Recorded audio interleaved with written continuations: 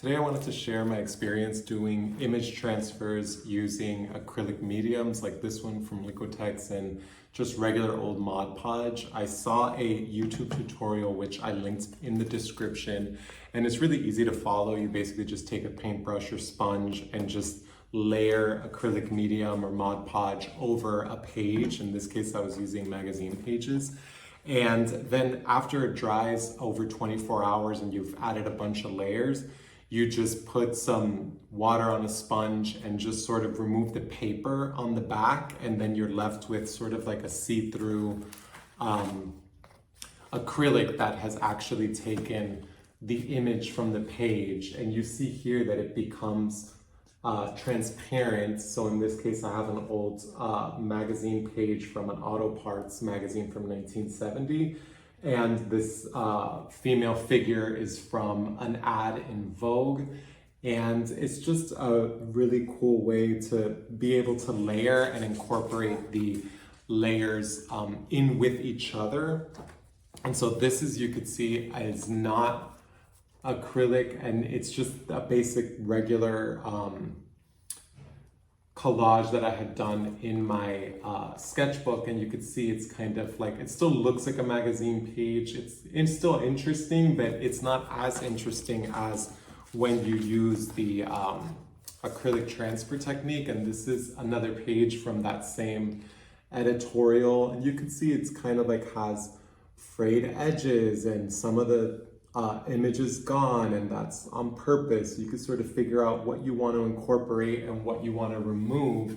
And it has sort of a little bit of a shine to it, and it has transparency, and it's just something that is really easy to do. And so here are some other examples. This is just a editorial with a book page behind it. And then this is another one with an auto parts page. You could see you could play with the forms and the shapes and all of that stuff. And it's just a really easy way to get kind of a point of interest in your collages that you may not have before. And I have an example of one that I haven't really pasted onto a collage yet, so you could see what it looks like when you do the layering of this and then you remove the back with a wet sponge. You could see here there's still some paper, there's still some paper left over on the back of this one, so you could see the difference where you still see some of the white versus the front, which is just what the image actually looks like. So it sort of shows the process a little bit. And so here, if you have an old page, you basically just layer it on and then you see through the parts that are see-through. And so in a way, a lot of the mistakes and stuff like that end up looking like they're on purpose because it's just a little bit more, I don't know, messy. And then that's one that I did that I really like, and it's a Salvatore Ferragamo ad. Okay, no, I'm not doing. And so if there were any tips or tricks I wish I knew before I started doing this, it would be that I would say that this Liquitex matte medium is really good at producing a clean image, but it's very thin. So that's kind of where I found a lot of the breakage, where you have to just layer a lot of this, like do it at least, the tutorial said about 10 times, and I think that that's definitely accurate. If you don't do it about 10 times, it's so thin that when you go trying to take off the back, you just end up sort of ruining the image a little bit.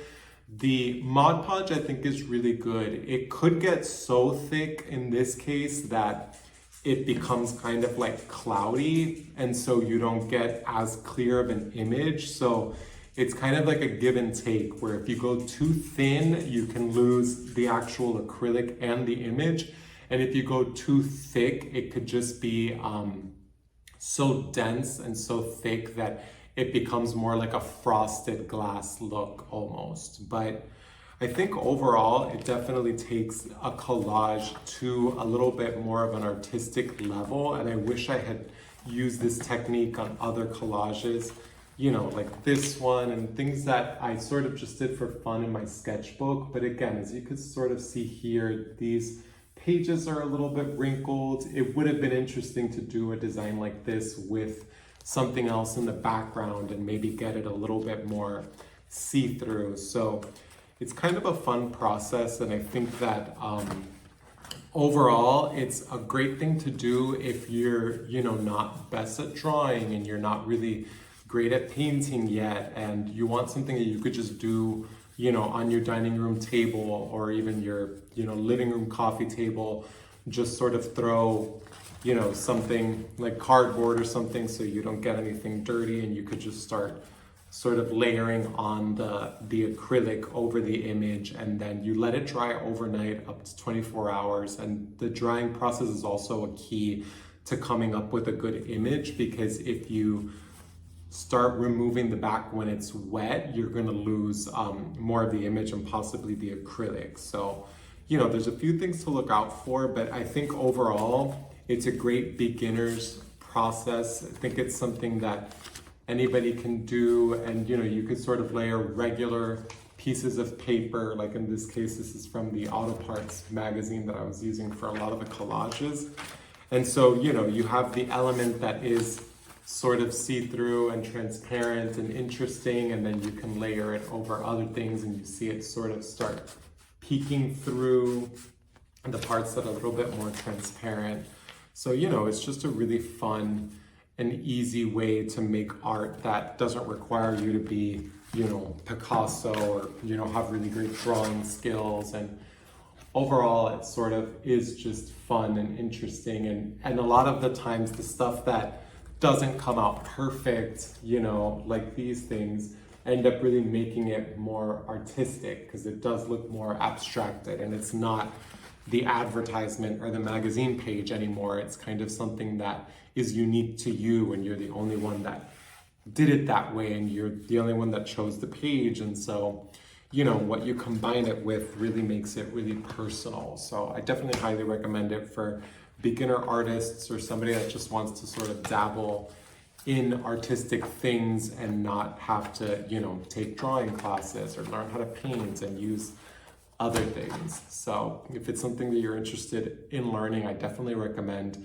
checking out the tutorial that I linked in the description. It's super easy to follow, and I can attest to the fact that it definitely works. It just really depends on what you're working with. So, you know, just keep in mind that each acrylic medium is going to come up different at the end, but that's also the fun of it, is just realizing what works, what doesn't, what looks good, what you can change. And over time, you just start developing a process and understanding what it could look like and what you could do with it. So if it's something that you've done before, I'd love to see what you've done, or if you have any tips in something that you've seen me do. Like, for example, getting the white part off the back is something that has kind of been annoying to me. So if anybody knows how to avoid this, aside from just getting all of the paper off of the acrylic image, but I would really love to know. So please comment if you've done this before and you have an idea of either how to get rid of this part, or if it's something that you kind of just can't avoid. I've had some of them that have come out perfectly, just the acrylic without the paper, but it could have been this was just a really thick page. I'm honestly not really sure.